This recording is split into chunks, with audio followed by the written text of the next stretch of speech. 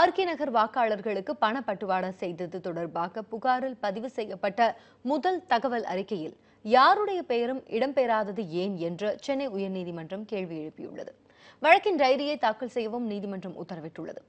இது தொடர்பாக சென்னை உயர்நீதிமன்றத்தில் வழக்கறிஞர் வைரக்கண்ணன் என்பவர் தாக்கல் செய்த மனுவில் பணப்பட்டுவாடா தொடர்பாக தேர்தல் ஆணையத்திடம் கேட்கப்பட்ட கேள்விக்கு முதல்வர் பழனிசாமி, டிடிவி தினகரன் உள்ளிட்ட 6 பேர் மீது வழக்கு பதிவு செய்ய பரிந்துரைத்த உத்தரவிடப்பட்டதாக குறிப்பிட்டுள்ளார்.